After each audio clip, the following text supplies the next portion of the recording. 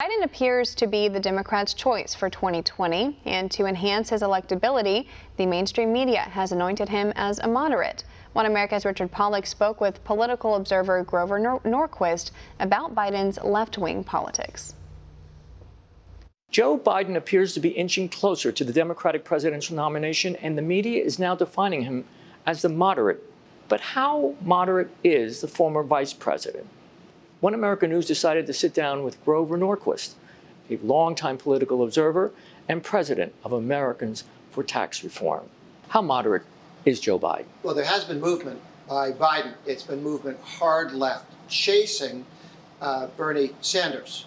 And he has moved to the left along with Bernie Sanders on every issue that's come up in this election.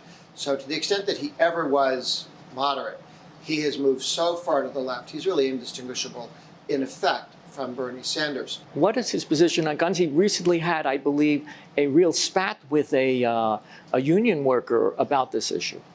His position on guns, he actually said out loud that Beto O'Rourke, who's been campaigning, who ran for president early on, and said he wanted to go door to door and physically confiscate people's AR-15s or their rifles. You're going to take care of the gun problem with me. You're going to be the one that leads this effort. He has told you he will outsource his view on the Second Amendment to Beto O'Rourke. And he's also apparently against fracking, too. Now, with fracking, there are electoral college votes in Pennsylvania, in Ohio, in Minnesota, in Montana, in California, in North Dakota, all across the country. We have oil, natural gas, and coal. He declared war on all of them.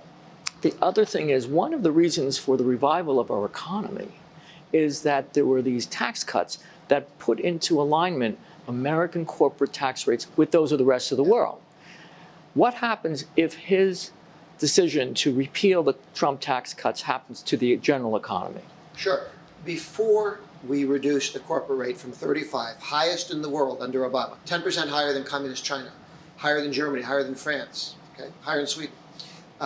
We took that down to 21%. And we saw an end to American companies fleeing the country. And Biden says, I'm going to go back to the days when we chased businesses and jobs away from America. For One America News, this is Richard Pollock in Washington.